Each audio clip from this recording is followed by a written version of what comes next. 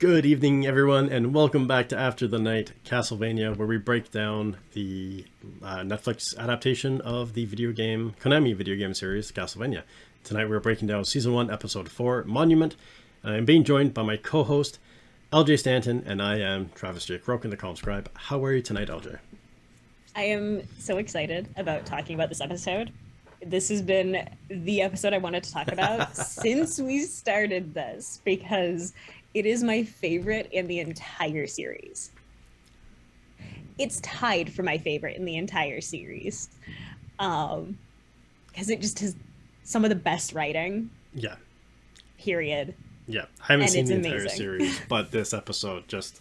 I've got so many quotes written down, so many things. I'm like, it's just... and that Bishop scene, the end scene, like, it's just so much in this episode. It's just so exciting and so much fun to watch. Yes. It is just perfect. Yeah. It sums up just like everything that this season has been about perfectly. Yeah. And it's not even an important character that gets to say all of the best lines. And I love it. Yeah, but it ties everything together so nicely and is just a beautiful... I mean, it helps that I tend to agree with a lot of what was said, personally. Yes! I fangirled massively over it the very first time that I watched it, and I think I fangirl over it every single time that I rewatch it, because it's just an excellent set of lines. Yeah. Yeah. And gorgeous. I think... honestly, some of it is really impactful today of all days, since we got the Pope apologizing for the residential schools and all of the evils that happen there. And I just kind of love that on the, end of that, we get to talk about something that is really fitting with that. Exactly. And the fact that it all still kind of ties in, because yes, the Pope came and did the apology. However,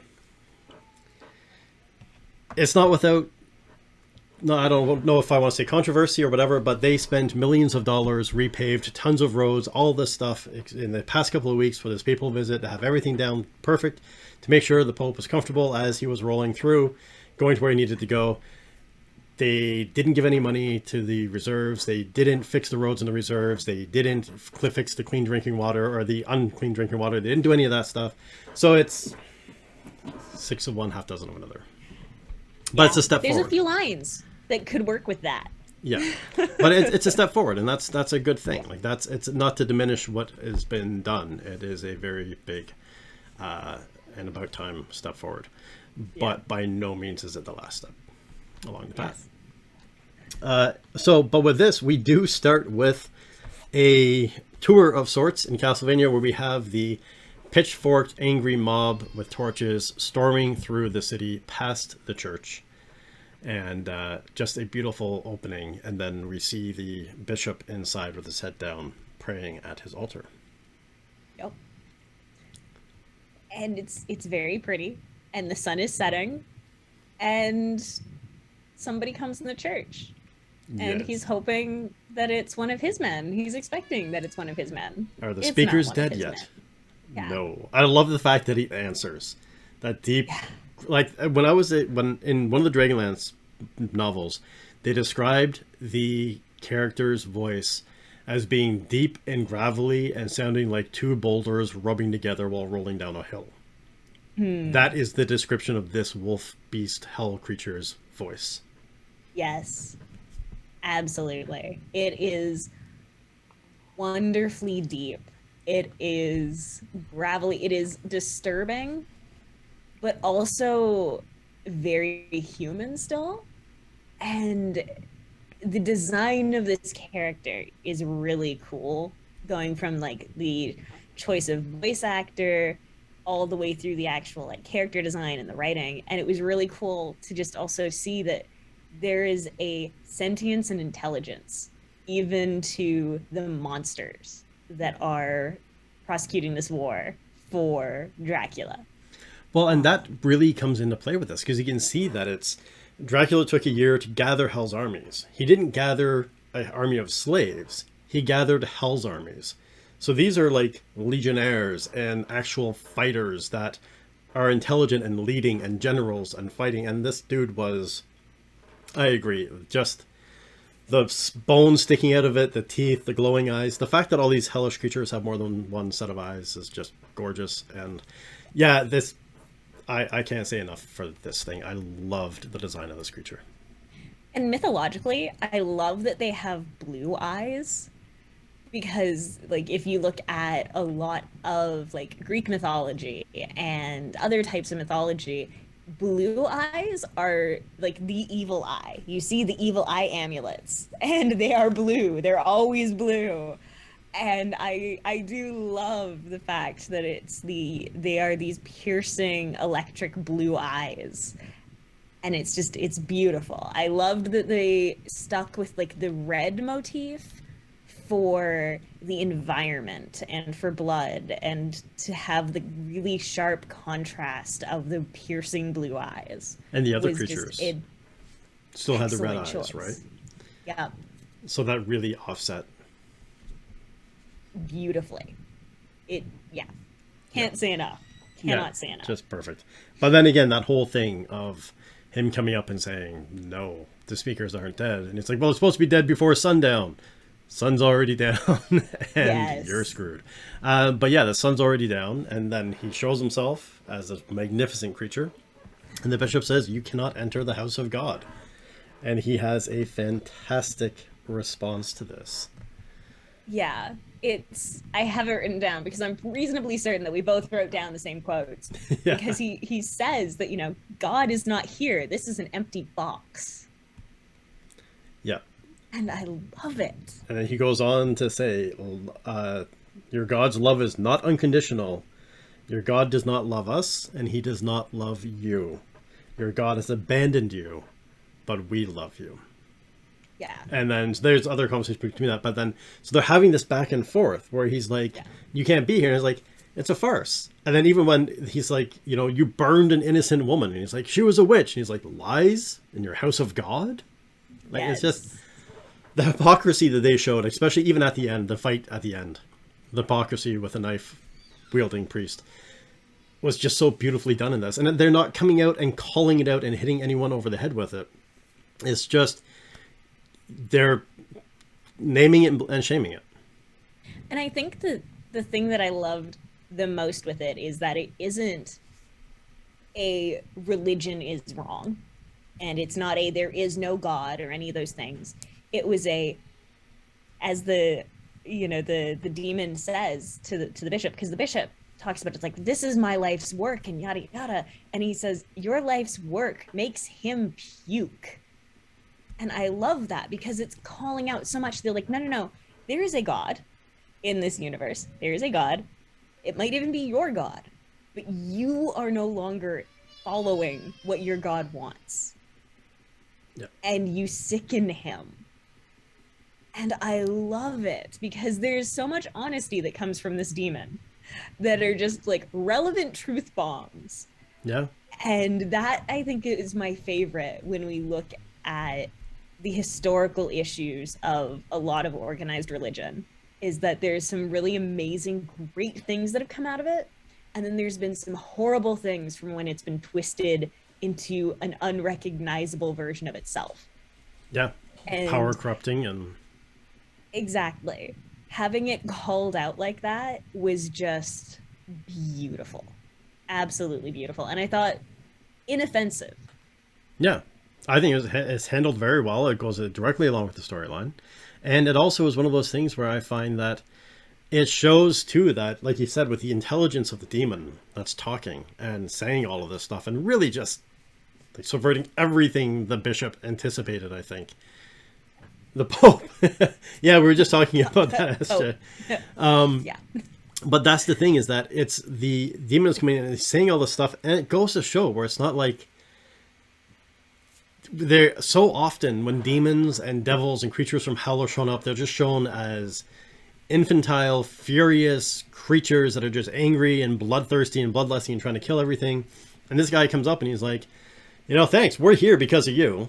first of all. So thank you. We love you for that. Like that's awesome. And it's not this whole thing of like, "Rawr, we're angry, we're gonna kill everyone." It's like, you screwed up. We're your punishment. And killing the speakers isn't gonna do anything. You did this. You brought this down. And so it wasn't just like, "Oh, we've been broken from our shackles." It's like, no, we're military. We've been sent out on a mission. This is what our mission is because of you. Yeah, that's it. Like there's just like a cold hard calculus behind it. It's not just plain bloodlust, and I love that they have that. Yes. And I love that it's honest as well. Like so often you have, demons that are lying, doing the like, oh, well, there is no God. Oh, well, this, that, and the other thing, and just twisting things. But I loved that it was the no, no, no, no, no. He is being completely honest, because the most devastating thing that he can be right now in this moment is brutally honest. And I love seeing too, in the way that they animated the bishop, how he's holding on to his faith so desperately because he has to, because there's nothing protecting him. Like he's got nobody in the church with him. He is all alone with these demons everywhere. And he's just hearing these things that he has to know deep down are true. Oh, yeah. And you can see that devastation in him and that fear as he just kind of starts to freeze on the podium. He just isn't going anywhere. He's just this massive demon is walking up to him and he can't do anything. He's so out of control now and out of his depth. Yeah. And just having all of these truth bombs that he has just become completely frozen and impotent. And he's angry. And I love that, especially when he lies and you do have the demon calling him out on that. And the like, in your house of God, the just little needling things like that are just excellent, excellent writing. Well, and that's what I really loved about this scene is that, again, like I said, it wasn't, you as the bishop, you would expect this hell creature to come in, slathering maw and just attack you and kill you, but they come in and intelligently undercut all your expectations, undercut you, your faith, your belief in yourself, everything that you've built your life around. And like you said, just the little needling things, and to be calm and pleasant about it. Not yelling and screaming or anything like that, just being like, your God doesn't love you, but we do. We're here because of you. Like, you're fantastic. Come here, let me give you a kiss. And like, I think that is definitely like the most terrifying moment. You're sitting there being like, when he does the like, let me kiss you. And I'm just like, ooh, no, no, personal bubbles, boundaries, please. Ooh, that would be awful and horrifying. And just, it is so coldly calm and appreciative. And yeah, as you said, like, it subverts that expectation, especially when we've seen so many of the monsters being like just aggressively bloodthirsty, is that when you have this one who is just pleasant for the most part, it's scarier. It's like, there, when you're out and about, or you're at a bar or wherever, and there's the one person who's causing like an angry fit, and then there's another person who's just cold. It's the cold, calm person that is terrifying. And I love that they keyed into that so perfectly. Exactly. Yeah. I don't think they could have done that scene any better. From the writing, from even the camera angles that they did with it were absolutely beautiful. If the priest wasn't such a power-hungry fool, perhaps he would have understood the concept of consent. And maybe if he had said, no, please respect my personal boundaries, may have gone different. But absolute power and all. Yeah, But yeah, it was a beautiful opening. It was just such a gorgeous. And the thing that I noticed with this episode is that last episode we talked about how they have these moments where the background characters are kind of like lesser drawn. They're still drawn well, but they're lesser drawn, there's lesser detail. They didn't have that in this episode. Everybody was drawn pristinely. There was no background characters. Every character in this episode, except for the torchbearers walking through in the beginning, they were all like, actually, if there was a crowd scene, everybody had full detail in their face, and there's full animation in this episode.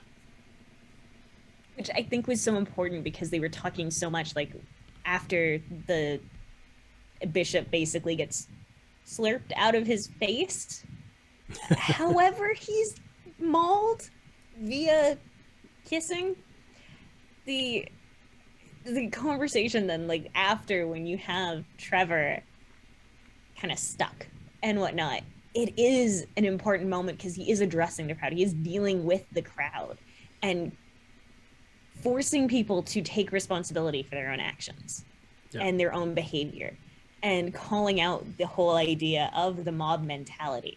You know, he doesn't necessarily actively tell people, hey, you're all behaving poorly, but he does, in a secondary way, do that by saying, you know, telling the priest, like, you would have these good people commit murder for you. Yeah. And yeah, it thankfully does snap a lot of people out of it, for better or worse. But it is very much, I love that there is that focus in the animation of the, you have to pay attention to all of the people, because this is no longer just about Trevor and the priests and Sypha and whatnot. It is everyone present, and they're all important right now. Yeah, and they've done such a good job at making that delineation in their animation. I have to say, the animation style of this show has absolutely blown me away. I love it. Yeah, there are so many things. And again, even just the... everything is clean. That's a weird thing, is everything is cleanly drawn. But there's, for lack of a better term, the rough-hewn look of the village and the cobblestone and everything in the upper. And then the clean, pristine, sharp lines perfectly drawn in the castle down below, or in the catacombs down below. Because even like the gears are still kind of like, as you go down, it gets, again, everything is properly drawn, but it just gets cleaner and more like pristine as you get down. And it's just such a beautiful juxtaposition. It is. And they did such a good job of that juxtaposition. They really, that again, it makes you work. You can coast through this show and you'll still enjoy it. But if you put in the effort to actually like consider things, like they lead you really well, very subtly. You know, it's the like, well, why are these catacombs really clean? Why is this happening? Why are there all of these gears and everything everywhere? Like it really lets you think and encourages thinking, which again fits very well with the theme of the show. Yeah, exactly. It's a very intelligent show. It's one of the things I like about it. And the other thing too is when the bishop is killed in the end, they don't just cut in that scene. They cut and show the stained glass windows, and they show the two saints looking down in like horror at what's happening. And it's just, I found that just like, it was just a beautiful stained glass and the representation of everything. It was just, yeah, I can't say enough about that scene. That's probably one of my favorite animated scenes I've seen in a very long time. It really is just amazing. It really is. And like, even if you haven't, if you're coming here just to watch us talk about good writing and whatnot, you haven't watched Castlevania, you don't really want to watch Castlevania, this is still a scene that is so worth watching that it's like, find it on YouTube and watch the hell out of this scene. Yeah. Because you have so much to break down in it and so much that can be learned from it, whether you're an animator or a writer. There's so much that you can get from it, with how you set up your scenes, with the dialogue. Just everything in this scene is just so top notch. Yeah, and perfect. Even the shift of power, because the bishop is still full of vigor and energy, and he's in control. And it's not just like an immediate, the demon shows up and he's like, oh crap. There's like this demon slowly pulls the power away from him, and you can see him struggle to try it. It's just so well done in this. I would argue, if you don't want to watch Castlevania, fine, watch this episode.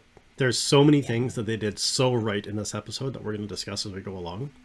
But yeah, that I find that scene, and again, the final scene, talking about bookended this episode beautifully. And again, it goes from the dark, kind of rough-hewn sketching and drawing of the inside of the church to the pristine at the end.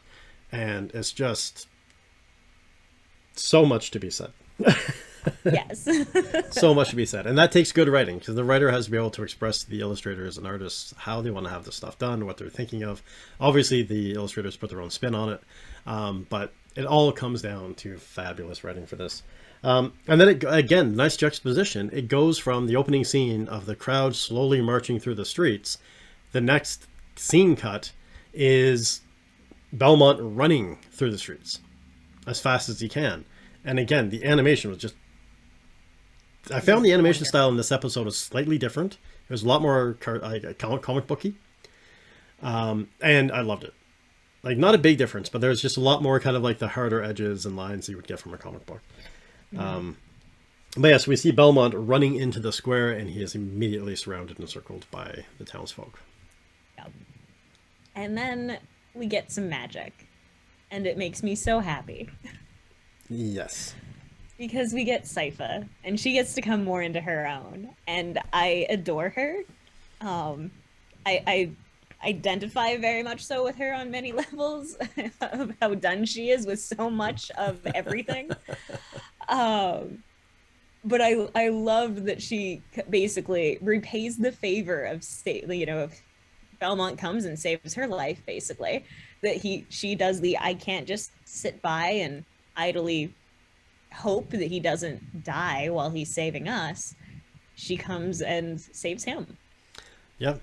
And of course, there's immediately the people in the town square that are calling out witch, demon, whatever. And she just calmly says, I'm not a witch. I study magic. I serve no demon. I don't serve anyone. I serve the truth in history. That's it. Yeah. And again, it's just so well delivered. This thing, again, it's not insulting or anything or anger or defensive-ness. She's just like, no, you're wrong. This is what it is. Yeah. She doesn't have a lot of time for bullshit and ignorance, or rude people. Yeah. And I do love that. She just does I serve no demon. I am not a witch. It's no. You're wrong. And don't you dare try to, basically, they don't impugn my dignity with this concept of being a witch. So exactly, she's lovely. Yeah. And then she ring of fire opens it up, lets him come out, and that's where again we have there's just so much truth in this episode, because the priest is there, and then Belmont challenges him. He's like, you and me, because the priest is calling for everyone to attack and kill, and he's like, no, enough. You would have made all of these people murderers, and now you're still trying to do that.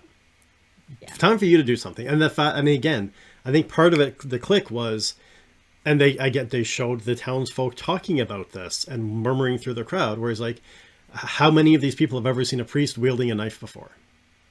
Right? Like, who has a blade? Who has this, you're not who you're saying you are. You're bishop. And that, he didn't just immediately start off with, because again, when you're arguing, and this really comes down to the writing, when you're arguing a scene and you're trying to have your main character sway someone or sway an argument, you don't want to come straight out and say, your bishop caused this, and immediately the townsfolk are going to get their back up and be like, yeah, of course, he's against the bishop and all this other stuff, da-da-da. So first, he undercuts the credibility of the priest. He's like, what priest carries a knife? What priest tries to get people to commit murder? And then once the townsfolk are kind of murmuring, and they're like, oh yeah, that's right. And he's like, you are behind this. And now they're willing to listen and hear what's being said. So he sets up his argument. He discredits the priest. And before he can square off, they move in. Yeah. And it's mildly terrifying how quickly the mob descends on the priest, because they are very much bloodthirsty and in that moment. And yeah, instead of turning on Belmont, they turn on the very not priest-like priest. And again, it's a well done scene, because you're not necessarily really expecting them to murder him. You know, you can see that it makes sense, but there is that little bit of the oh shit, yeah, they're gonna do that. They're taking care of this terrible waste of space that is this priest, and good for them. This is a town that has been pushed to the nth degree, that has been pushed to we don't know how to solve this problem, but people are dying, babies are being eaten, spouses are waking up with their spouse's head on the pillow, and that's it. we are traumatized and done with Yeah. it. They wanted an answer. They wanted an easy answer that would solve all the problems. And they got it Well, they've with also been, the, yeah. here, this is the problem priest, one of the problem priests, and the world is a better place without him. Yeah, and I think it's also the anger of being misled. Like you were going to, Yeah. again, being turned into murderers and killing innocent people and going, and again, I think the part of the thing with Belmont was where he said, you know, you had no problem beating up an old man this morning. I think Yeah. that kind of like rings through to them where they're like, you know what, yeah, these priests have actually been really violent and aggressive and like hurting people. That's not really what a priest would do. And they realize that they've been misled and lied to in such an egregious thing in babies being eaten and everything that you just said. Definitely, I think it's kind of like, oh no, yeah, we're going to solve this. And if it's the priests and the bishops that are doing it, you're going down. Yeah. You should definitely rewatch it, Exactly. Tay. Definitely. Do it. I don't know how many times I have rewatched this entire show because I love it. Yeah. Season 2 I find is a little weak, but it is 3 and 4 are amazing, and 1, of course. Yeah. This first episode season was fantastic. And again, it really is just setting up the story. If we're looking at the hero's journey, as chopped up, broken, and mixed about it's been in the beginning, this at the end of this episode is kind of leading us to, I would say, the passing the threshold, crossing the threshold. It is a little bit of Tess allies and enemies because he's building up, they're getting that core. So again, they've kind of disjointed everything, which is amazing that they can break the mold so successfully. Yes. But so they've pulled from Tess allies and enemies, and now we're in crossing the threshold, and they're about to embark, literally stepping across the threshold of the catacombs into the new world. So it's just beautiful watching how they broke the storylines, or broke the story arcs and outlines. But then there is a massive explosion that happens in the square, and that's a sign that the demons are bad. The demon horde is back, and this is where we finally, almost fully, get to see Belmont. We learn more about Belmont. We learn more about his weapons. We learn more about his skill set. We don't fully get to see what he's capable of until the end, but we get a lot bigger dose of who Trevor Belmont actually is and what he can do, and how connected he is when he's tuned in and when he takes charge. And that's the thing, is that it shows him working cooperatively and succeeding in that cooperative work for the first time all season. Yep. You actually get to see him as a commander of people at this point, and he takes charge, he knows what he's doing, and he gets people to effectively defend the square against demons. And I don't think that there's any casualties on the good guy's side, on the side of the village, if they listen to him. Yeah, no, I don't think there was, in that, not that they showed, I don't think they showed any of them being killed. Because, I mean, it wasn't the full demon horde, it was 5 or 6 of them that came through, and the... Yeah, who it's I not termed everybody. Big Blue. Yeah, yes. But Our yeah, favorite demon comes through because it's coming after everyone. exactly. Sadly. I mean, we have to have Big Blue come through.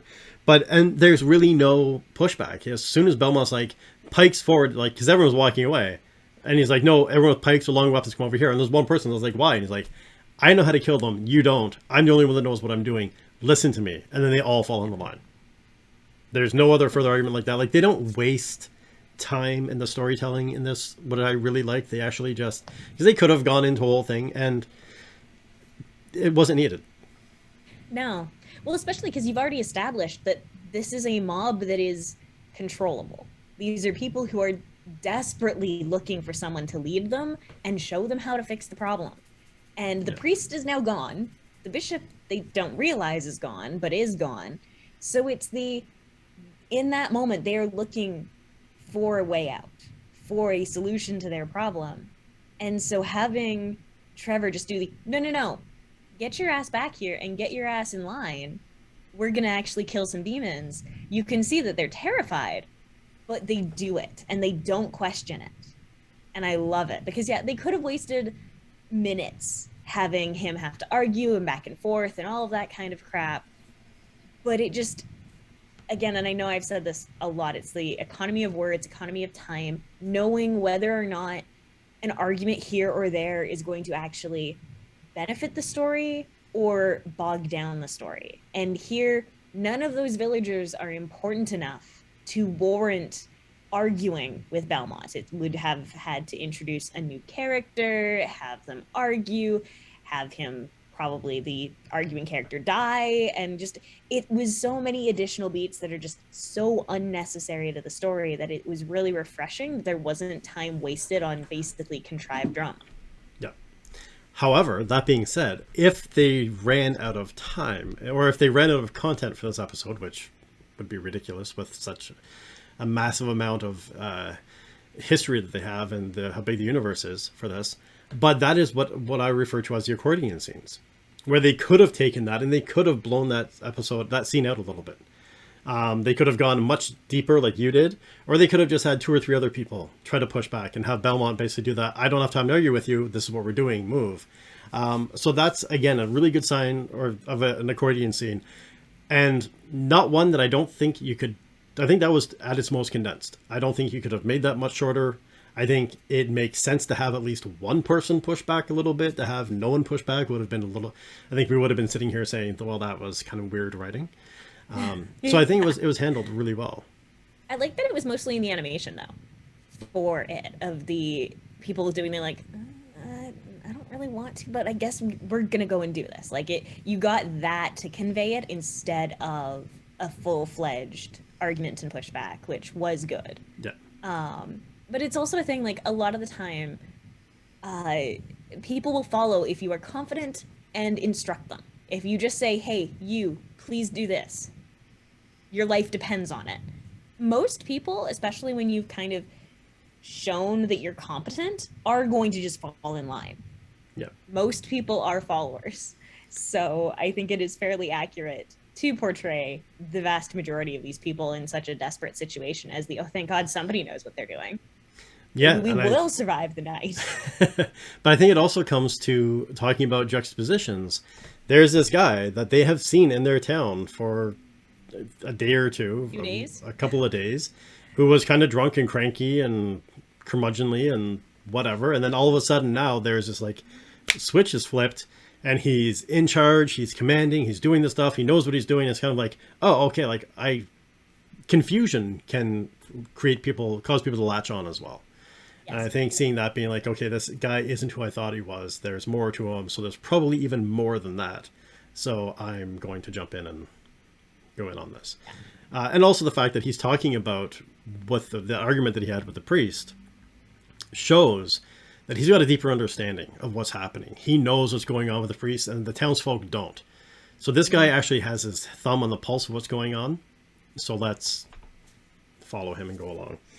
Exactly. So they do. And then I love how they really quickly go through some of the weaponry of this, where there's like pikes in the front, anyone with long weapons, priest, and do you have a real priest? And then there's that shock when the holy water works. And he's like, oh, he actually was able to consecrate this. Right. Sypha walling in with the ice, and then salt on the blades, and then screaming out, salt kills demons. There's just a lot of these things were weapons from the actual video game. And there are just things just like rapid fire, this is what we need, and it all kind of comes together. Yeah. Yeah, it does, and it's beautiful. Yeah, because actually Sypha is one of the characters you can play as in the Dracula's Curse. Because you can play as Aculard, you can play as Sypha, and you can also play as, I think there's someone else. And then you're Trevor Belmont, so you can switch between characters as you're going along. Nice. So it's nice to be able that they have all of these, like the representations of what they can do and what their abilities are, because Sypha's weapons are different than what Trevor's weapons are in the game, right? Which makes so much sense, given that she has magic at her disposal. Yeah, exactly. And you should use that. And I love the way that they have her use it, because it is well done. And it shows the strengths. It does. And that was one thing I noticed with her magic is the magic is so quickly done that there is no real room for questioning of how the magic system works. And there's no explanation of the questioning of how the magic system works. right? Like she throws in a ring of fire, she throws out the ice. We know she can control fire and ice, and she studies magic. There's no real in-depth into the how she does the spells, how she does the hand gestures or anything like that. It's just a real like, and it's done in such a way that I don't know if it's that there's no room to question or time to question, but it's also just not a. I found there wasn't a want to question. I was like, oh, there's magic, okay, and at no point was I like, oh, how does their magic system work? Yeah, because I mean, we've already had it established that magic is definitely a thing because of the fact that Dracula's castle moves and Dracula exists. There are vampires and there are demons, and he summoned them from hell. And his magic, the mirror and the fire and everything that at the start that Dracula can do, they really leave you without, knowing how the system works. And then with Sypha as well, it is very much the fast pace, and I didn't either. I didn't feel like it was well, how does this work? Like, are there specific gestures you have to make? And how tired are you afterwards? Like, what is the deal? But there's enough internal consistency with the magic system I found throughout the entire series that, yeah, I never was left really sitting there being like, okay, but this doesn't make any sense. Why didn't you just use this when this thing happened and whatnot? Yeah. Because of the fact that so much of it is like, you can see that she's concentrating, that she is working at it, that it takes some level of effort. And it is just a good soft magic system. Well, and that's what I was going to say. It's a soft magic system that doesn't have a lot of depth, or I mean, I haven't seen the entire series, but as of now, there's not a lot of depth or expansiveness to it. Dracula, obviously, no one's going to question. Everyone just knows he has powers and that's it. And I think Dracula is really the key to the magic system. I think everyone just kind of like, oh, it's Dracula. That makes sense. But, we don't have her moving buildings or like taking down the top of a building and throwing at someone, or pulling up rocks out of the ground and throwing them at someone. It's just very simple manipulation of the elements is what we've seen her be able to do so far. And that's kind of like, oh, okay, that's a pretty standard magic system. And unless there's going to be anything, like she's not healing people that we've seen or anything like that. We do see that there is some healing that happens later in the episode. But again, that's done in such a way that you don't think of it at all. Yeah. You just kind of go with it, right? But yeah, so they end up, and then we do get, the nice thing we get is after he says Salt kills demons, he whips, takes a demon in the side, it explodes, and he turns around and just says, consecrated whip.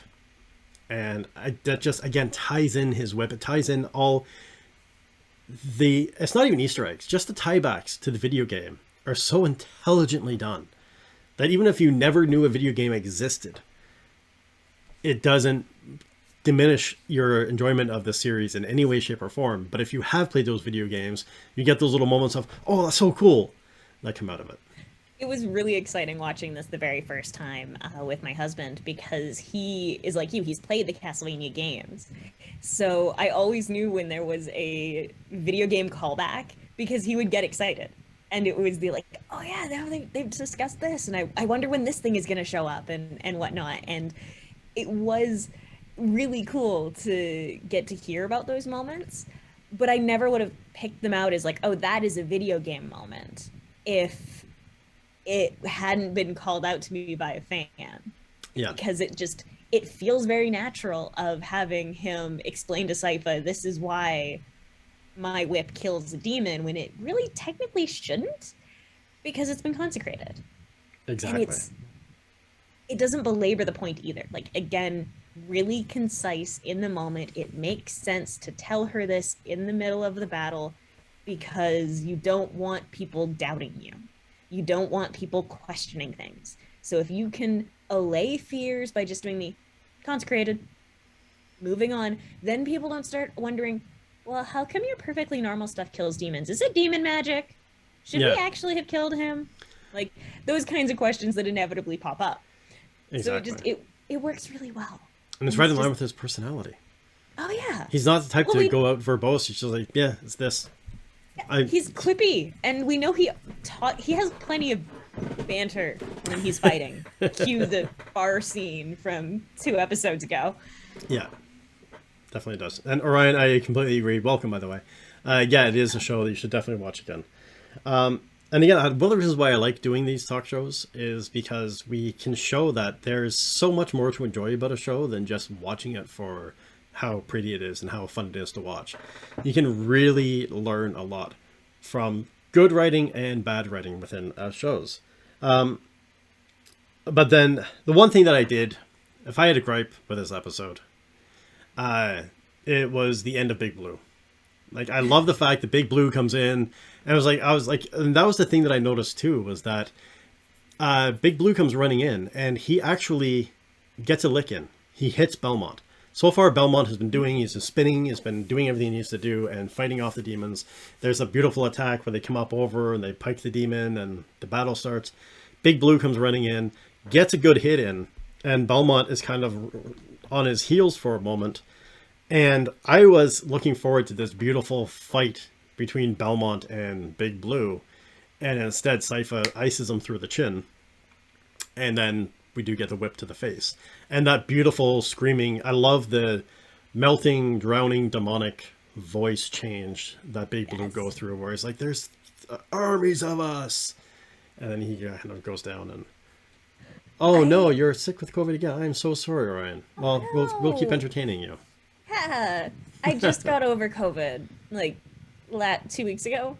I had it for like 2 weeks and it sucked, and I'm sorry you're going through it again. Yeah, and we're ducking and diving here. My wife is doing the classic music festival, so a lot of people, be careful. A lot of ducking. But yeah, so that was my only thing, was like I would have enjoyed seeing more of Big Blue, but to add a caveat to that, it's not officially a complaint because it fit the scene, it fit what was happening perfectly, and drawing it out would have meant they had to cut something else, and there was nothing else they could have cut from this episode. It was so well done.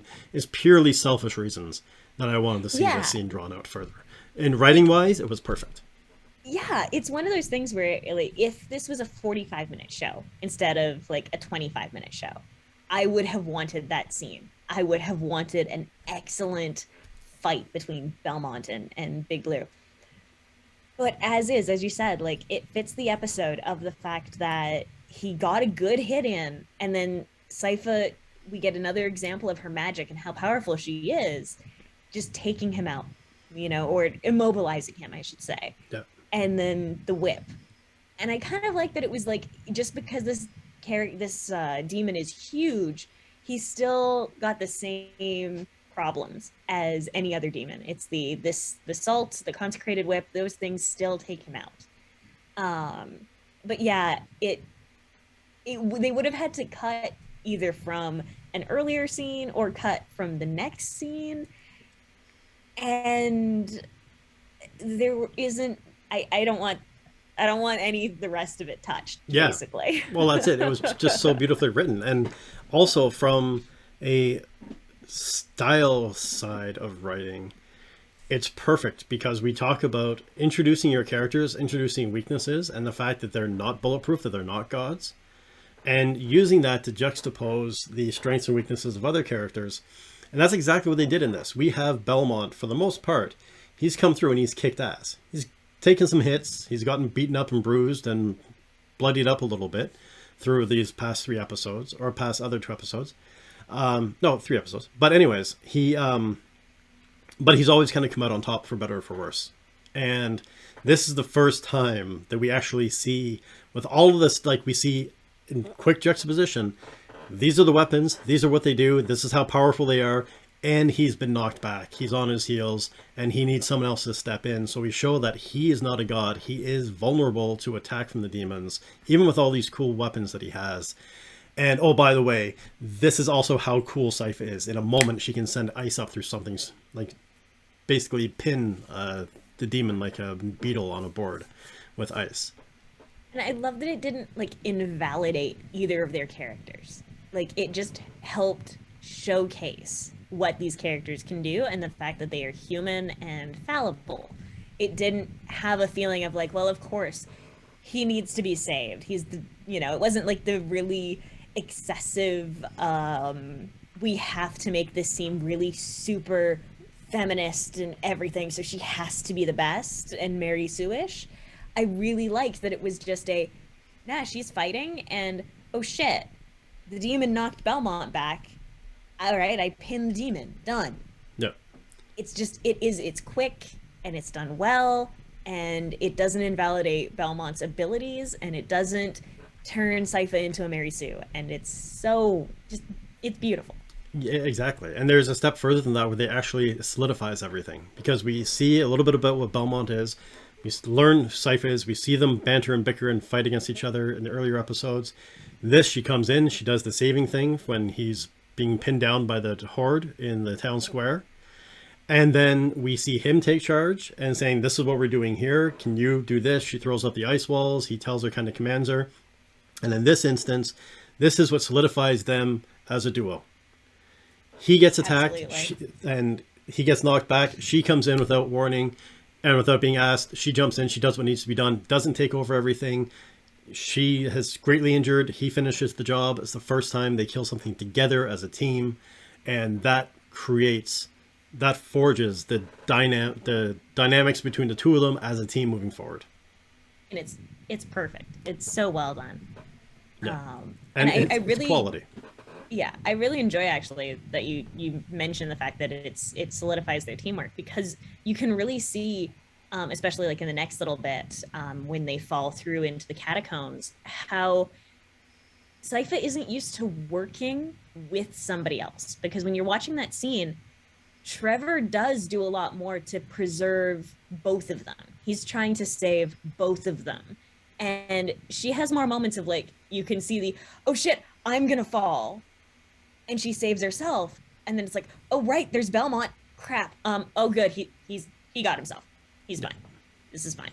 And it was just really cool to get to see that, because yeah, it tells you so much about the history of Belmont and his family, and that he has a greater history of saving people and working with teams, and as you saw earlier, you know, commanding people. He has so much that he has been trained to do.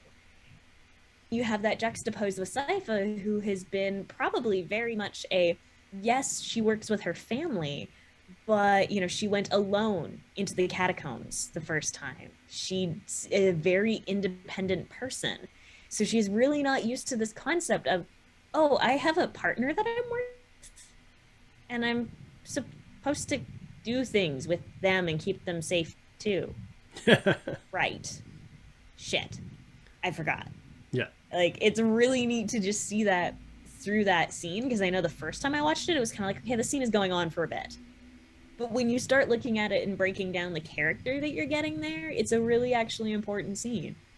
Yeah, it is. And it also continues to show the issues with Belmont, and that he is not a god character. Like, to be a vampire killer, to be a demon slayer or a vampire hunter, you have to be a very powerful being. And with this, we see as the catacombs are collapsing, as they're going through all these gear structures and things like that, where he, you know, casts the whip and just holds it back as she slides down to the next gear structure to somewhat safety.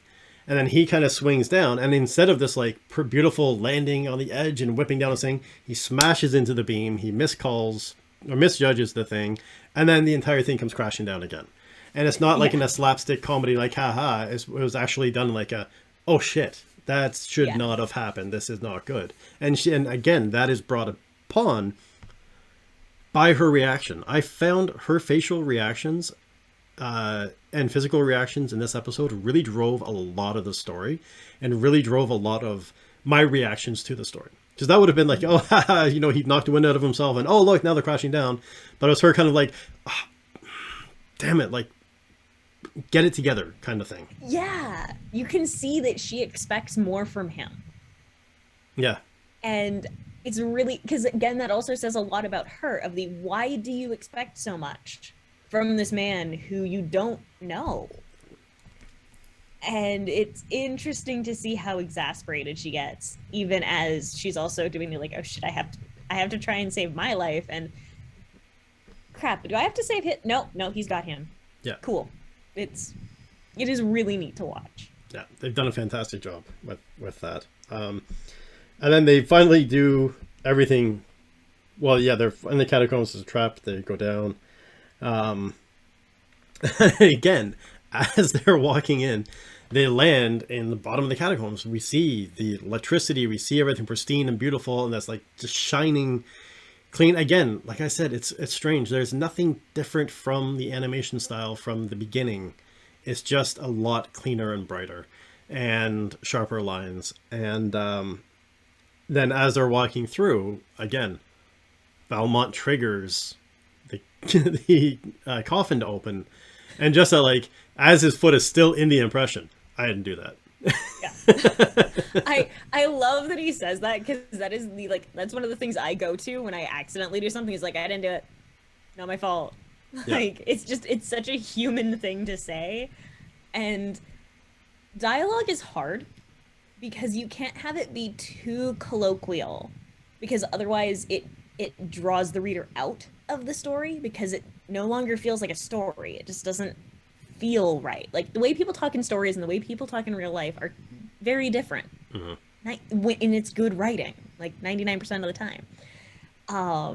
But you can have those really good realistic moments when you make it quippy little banter, like little moments where it's just I didn't do it, when obviously you did do it, but it's great. It's funny. Yeah, that's one of mine that I go to is, before I say anything that will seem to confirm or deny anything in this situation, is let me say, yes, I did. Damn it. Yeah. Yeah, no, mine is immediate denial with everything. It's, didn't do it. Like, but your hand's literally in the cookie jar. No, it's not. I didn't do it. These are Clearly not the somebody droids you're else. after. Yeah. Yeah. Exactly. I wanted that power desperately as a small child, and through until like now, I'd still take it. Yeah.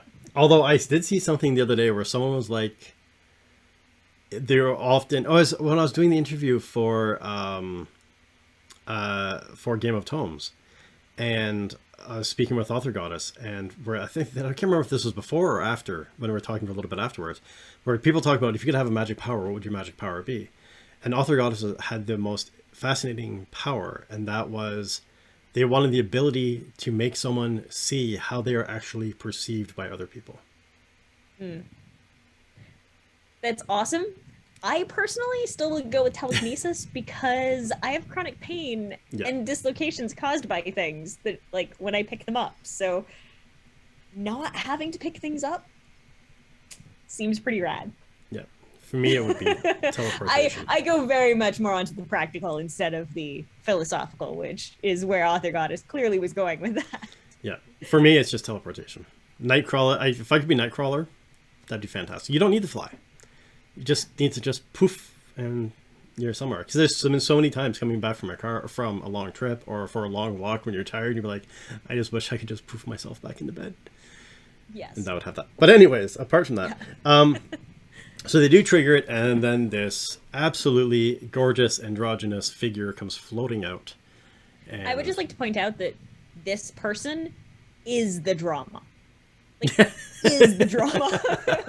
Because there were a million ways that you could go about doing this, and they chose this way, which is just like, they are just drama. They are the drama. Yeah, very much so. And beautiful drama in this. Like, it's just the way they did the drama, the way they did the drawing. Even when they pull out their sword, it was just like, I actually had to pause it because I was taking notes, and I looked up and I was like, that is such a sexy scene that they did, where they're floating, they've got the sword extended out, and then just like the shirtless, the tight pants, and then that's like the belt that kind of goes up over the hips, was just like, they did such a, and the long flowing blonde hair. It was just a perfect animation for this creature. I don't tend to dig blondes, but they drew him beautifully, and his voice actor is gorgeous. Gorgeous voice. Don't know what the person looks like. Yeah. But yes, it's the, like, everything is perfectly vampire. Just perfectly vampire. And just, very sexy. Yeah, absolutely beautiful. And then, so we have coming up saying, why are you here? And Sypha saying, you are our savior. Now, this is a big thing that I didn't there was something about this scene that was wiggling in the back of my mind previously, and I finally picked up on it tonight when I watched it again. Sypha says, "You're our savior. You are here, back from the dead, to rescue us, basically, from this thing." And Belmont's response is, "I fell down a hole." Yes. I love that juxtaposition, because, yeah, Sypha is doing the, why am I here? I am here to find the sleeping soldier. I am here for all of these things. Like, she is immediately back into speaker mode and doing the, I have to save my people and everyone else. And yeah, then Belmont's just, I fell down a hole. Yeah. That's why I'm here. I fell down a hole. It's like, exactly. I mean, that's true. Both of you are being very honest about why you're here. But it's just so well done, and like so well Belmonty, the way he says it, delivers it. But then again, this floating figure says, Dracula's been released, or they talk about Dracula being released, and it says, "Do you believe this?" And Belmont says, "No, I don't believe you're a Messiah." And then they go into like, "Do you care?" And this was a big thing where, because this is where we have the shift. And again, the story being driven forward by Sypha's reaction, because Belmont's like, "You know what? In the beginning, no, I didn't. But now, yes, I do." And Sypha's face of that, like, "Oh, okay, like, I can trust him now." And I think that was the finishing of the connection between the two of them. Because up to that point, she was still she still is a little bit cranky when he tries to kill the savior. But less so. Like, she's a little bit more respectful, and you can tell that she actually kind of has a bit more of a connection to him after that. Yeah. You can see her soften that little bit towards him, of the, like, it is just that relief, I think, that she feels, of the, she's not alone necessarily here. It's not her having to fight with Belmont and convince the savior to help her, like, all of these things. It's the, he's kind of on board now. And that shift is really cool to get to see, and have that moment of her just doing the, he might be okay. Yeah. Like, yeah, we can actually do something with this. But then we have the, because then this floating figure actually is the same, like Belmont, like of House of Belmont. Like, I know your dad. Yeah, basically, it's like, wait. It's like every time I go back to PEI, I was like, "You're a Croken. Oh, you're related to the." Okay, yeah, I am. Can we just go fishing now? Yeah. Yeah.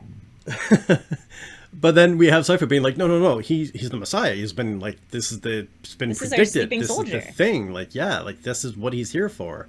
And then again, Belmont being like, "No, he's not. Like, you haven't been here. How long have you been here?" And he's like, "I don't know. What date is it?" And I love the fact, like, how it's matter of fact that he's not like trying to dance around it. He's like, "I don't know. What year is it?" "Oh yeah, about a year." Yeah.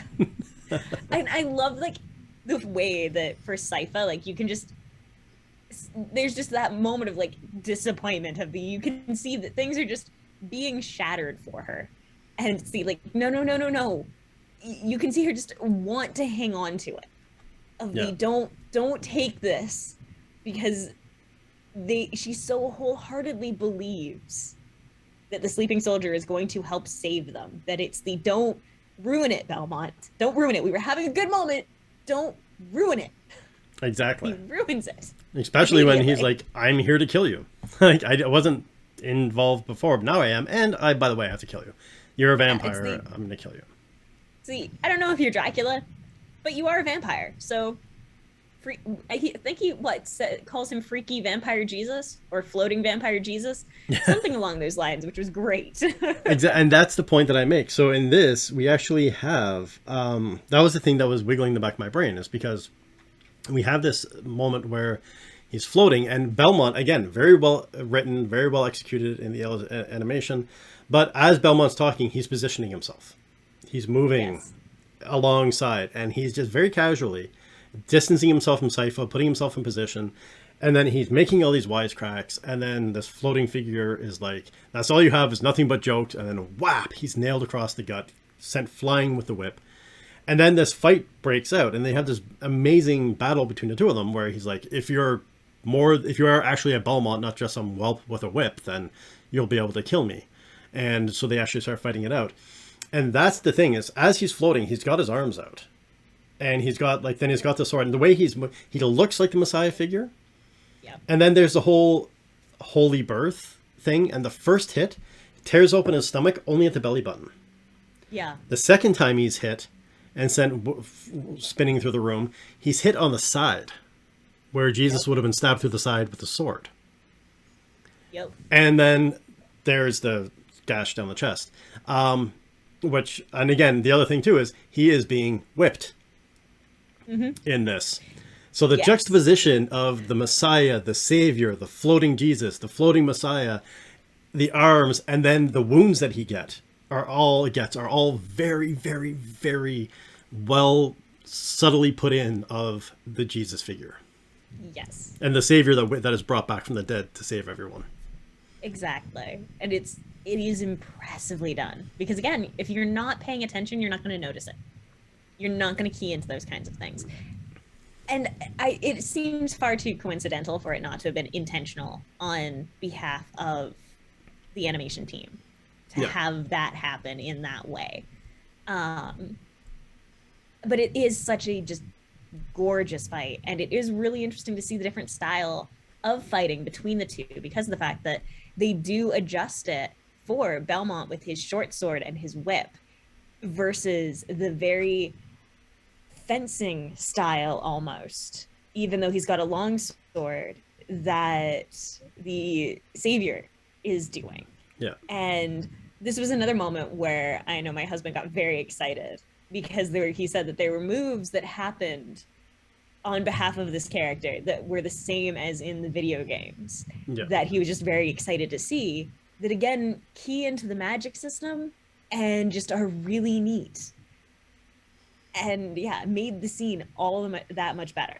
Yeah, the teleportation, the phasing, it was just, and again, shadow step. Yeah, it was so beautifully done, because again, you just get this like red, subtle, quick red outline, and then it doubles, and then gone. Like, it was just beautifully animated, beautifully done, and again, you get to see this guy's personality, his character coming through, the quippiness with this, and then Sypha in the background being like, "Stop, you're being stupid." But then again, we have this like face-off moment where you can tell that moment where their swords are crossed and the Savior is really pushing in. There's a moment again in the animation of the face we can see where he's like, okay, now I can really test to see just how strong this one is. Yeah. And then he's pushing and pushing and pushing. You see like him testing, and then he gets kneed in the groin. And that's like, come on, this isn't a bar fight. Have some class. I love him calling that out. Just doing have some class. And it's just because it's such a Belmont thing to do. Just like, I got kneed in the groin, I'm kneeing you in the groin. Maybe this will work because it worked on me. Yeah. I'm getting because you see the desperation that he's starting to hit on he is in that moment with their swords crossed. It's the Belmont is losing. Yeah. He is being overpowered. He is doing I am going to try to do something that will buy me time or offset my opponent, all of these things. Because when you are in a fight, rules go out the window when it's a fight to the death, especially when you haven't gone and done these are our dual rules. When it is just I'm here to kill you and you're going to kill me, you do what you have to. Yep. To try to win. And sometimes let's kick somebody in the groin. Well, and unfortunately, that doesn't work on a vampire. But it kind of worked, because that threw him out of the fight enough for Belmont to get the slash in. And then again, it was just, you know what, screw it. And just like the fact that he punches him in the face and sends him flying, like that was such a beautiful thing. Now, before they get into the fight, he is sitting there and he says, "What, do you think I'm Dracula?" And Belmont's like, "No. No one knows what Dracula looks like. I don't know. You're a vampire. I'm going to kill you. I don't care." It doesn't matter if you're Dracula or not. Yeah. Show me your pretty fang. Show me your teeth. Let's do this. Or I'll call you whatever you want if you show me your teeth. But yeah, so he gets, and then he's pinned down. Do you have a god to say final words to? And again, Belmont's like, actually, yes. And that kind of surprised me. I'm like, oh, okay, yeah, there is one. And then he says that little prayer. And stabs him in the heart. Yeah, his prayer of something along the lines of, "Dear God, please don't let the vampire's guts ruin my good tunic." Yeah. And then you see that, he has his knife in the vampire. Yeah. And it's a great stalemate. It is, and it is also a throwback to the Cyclops. The dagger in the chest, not killing the creature, and being left in a very dangerous situation because what you thought was going to work didn't work. Yeah. Right? Yeah. So they have such good tiebacks and connections with this. And then one of my favorite lines of this entire thing, and he's like, oh, I'm still going to kill you. It's like, that's fine. And he says, killing you, Belmont says to the vampire, killing you was the point. Living through it was just a luxury. That is such a badass line. It is. It is an incredibly solid line. And it hits so well, given, like, I think it was the last episode when you had the speaker talking about, Speaker Elder saying, you know, it's not the dying that scares us, it's the dying without doing something, you know, without doing your best or something along those lines. So it's great to see, like, that line stuck in Belmont's head clearly by the way that he really comes into his own, and having him be Trevor Belmont, the vampire hunter, willing to sacrifice his life to kill this vampire who may or may not be Dracula, but definitely is a threat, is awesome. It's just excellently done. Yeah. And it's just all other thoughts of everything else are the outside world, demon horde, it's gone. It's just, this is what I am here for. Like, yeah, I'm connected to the demon horde. I wasn't before. I didn't really care, but that doesn't matter because what matters is you are my life's work. This is what I'm here to do. This is my family thing. And then Sypha comes up with a ball of fire saying, I will incinerate you, because he's like, I'll bite your neck, I'll kill you. And he's like, well, Sypha steps in and says, no, you won't. And this was a moment, I've got memory issues, and this was a moment where it really kicked in the first couple times I saw this episode. And he steps back and he says, I am Adrian Tempesh, though here they call me Acullard. Alucard. Or Alucard. Yeah. And then a little bit later on, when they're talking about working together, they say, well, why are you doing this? And he says, because it's what my mother would have wanted. Like, why are you going to stop your father? He says, it's what my mother would have wanted. And I was like, oh, who's his mother? I was like, huh, who could that? And so I'm like, you damn it, it's Lisa, you idiot. Yeah. The whole point of the show? Yeah. Yeah. This is Dracula's son, since Adrian Tepesh, and it's Vlad Tepesh. Yeah. And yeah, he is the son. And the great thing too is that that scar across his chest is the one that he got telling his dad in that first episode not to call the demon horde, that it was okay to grieve, but not like this. Yeah. And you know that because the voice, because you didn't get to see Alucard then. And it's great because when he's talking about that, you know, he's talking about honoring his mother by killing his father. Yeah. And how hard that statement is for him. Exactly. But that's the thing where he has this moment where he's like, no, I'm not like my father. I'm not willing to do that. And that makes sense in that very beginning episode where he's like, I know you grieve. I grieve with you. Well, yeah, it's obviously you're going to grieve with him. But the other thing too is they tell you so plainly obvious in the beginning. You see this big scar across when you first see him come out, Alucard, and then you actually have where he's like, oh yeah, it's been about a year. Yep. It's obvious who he is. Or who it is. Maybe not that it's the son, but that it's the same figure from the beginning, this glowing figure. Because you did see the long blonde hair in the beginning, right? And the glowing thing. At least I think you saw this hair in the first episode. I'm not sure, but you definitely heard his voice. So it's as soon as he starts talking, it's hey, it's that dude. Yeah. So I'm here to heal the wounds for my father. And this is where he's like, good, you're a vampire hunter and you're a mage or a magician.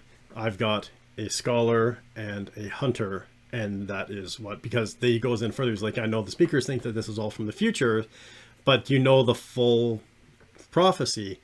And it says the I sun. love Yeah. that Sypha blushes when he says that. Yeah. You know the whole thing. You can just see her being like, yeah, I wasn't gonna say it though.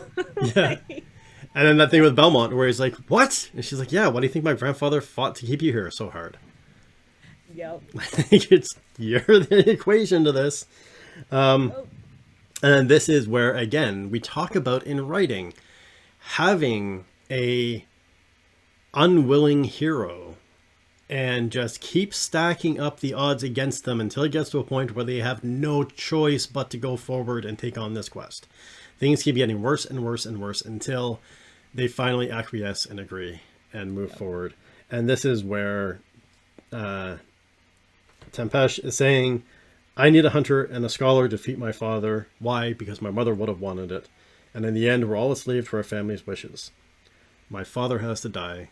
We three can do that. And Belmont's kind of like, ah, shit. Okay. Yeah.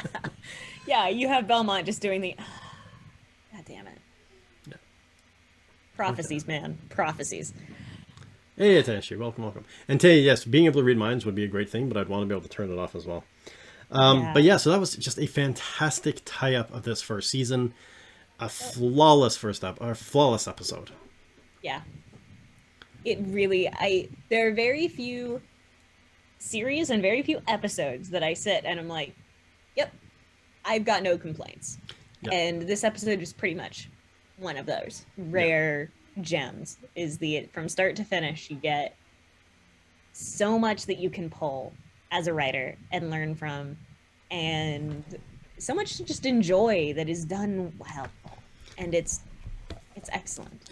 Yeah, and that's the big thing with this. I think of all so we've done first season of Wheel of Time, the first season of Legend of Vox Machina, and now we've done the first season because it was the first season of Castlevania was only 4 episodes, and this was the first one of any of them that we've come through that I can honestly say I think that was damn near flawless in execution, writing, dialogue, animation, and again the subtleties, like using the lesser drawn characters and making them proper drawn to show you have to pay attention to this. This is going to be something like, there's just so many subtle clues that they added into this. It was gorgeous. It is generally speaking, it's flawless. Like I'm sure that I could get in there and nitpick. Yeah. But it wouldn't be fair to the writers. It wouldn't be fair to the people who made the show, because it is just in general well done. And I was so disappointed because I watched them as the seasons came out, and having only 4 episodes, like we binged it, I think in the same day, my husband and I was just like, are you kidding me? This is where you leave it? With Alucard just showing up. We've got Alucard, Trevor, and Sypha walking out of the catacombs, and now I have to wait till next Halloween? Fuck you! Yep. Stepping across the threshold and into the story. Yeah, and it was just like, are you kidding me? I need it now. And yeah, it was excruciating having to wait that long to get to season 2. I can imagine. Luckily, I don't have to, because no, you don't. I can binge it all now. Well, I mean, my daughter does play with that a little bit. But that's the thing. So with that, I mean, that was a fantastic first season, fantastic writing. I'm so excited. I'm so thrilled that you brought this to us, because I had the idea of doing Wheel of Time after the Wave, and then our other co-host, who's on a side quest, which will be ending shortly, brought up the idea of Legend of Vox Machina, and you for After the Roll, and you brought up the Castlevania for After the Night. And I think there are 3 perfect shows to be breaking down and to be talking about this stuff.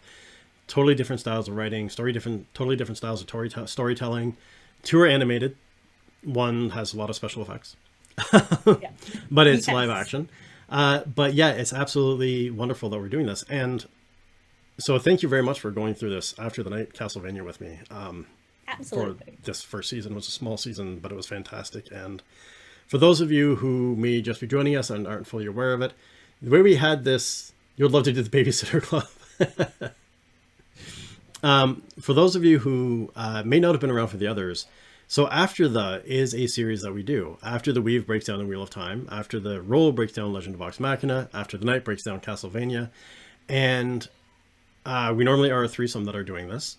And the goal of this was to do Wheel of Time, and then after that, Legend of Vox Machina came out because we were waiting between seasons. And then we decided we're going to do as many Castlevania as we needed to bridge the gap between seasons for the next episode, or whichever came next, Vox Machina or Wheel of Time. And I am thrilled to say it has been announced that the Wheel of Time comes back in August. So in a couple of weeks, Wheel of Time is going to be back. So let's take a quick look at what they've got planned for Wheel of Time. Here is a 1 minute behind the scenes of Wheel of Time for season 2. It all moves very quick, so pay attention.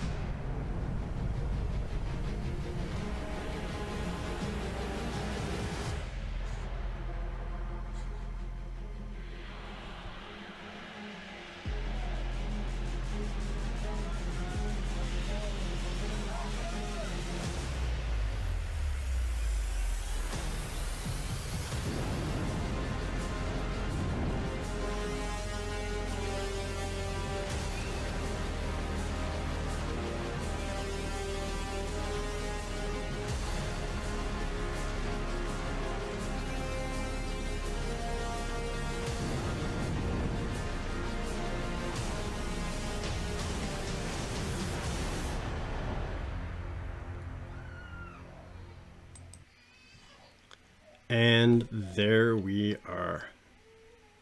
Season 2, Wheel of Time. I'm excited. I love how they did the Ascension masks. That's what we saw at the end, that gold screen coming down over the face. They have not announced what day in August. It's just in August, so I can't say exactly when we're going to be coming back with After the Weave. But I do know season 2 pulls from books 1, 2, and 3 to do season 2. And I also know that this is a new turning of the wheel.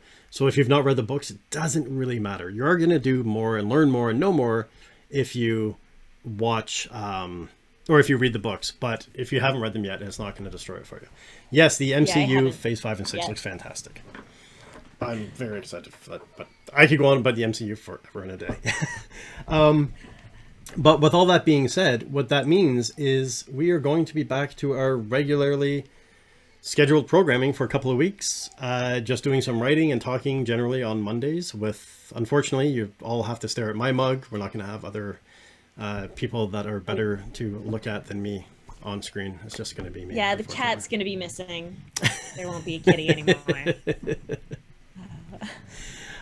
So it's just going to be me. And also, I mean, we've got all the evil behind you, which brings joy. Yes, and yeah, love to honestly, everybody. I really should just have the camera focused on good old Darth Maul, or, the Mouth of Sauron, or the Nazgul. Like, definitely a lot more interesting things to be looking at than me. That's why I keep all this stuff behind me. But yeah, so we're going to be writing again, getting back into getting a good chunk of the Lion of Archinomus done, and back into writing it. And I'm excited for that. And then we will be announcing when we're coming back for the season 2 of After the Weave. And we're going to keep this process rolling for a while. This is what we've got going on. And we also have another show lined up for after Castlevania, because these other ones should be going on for quite a while longer.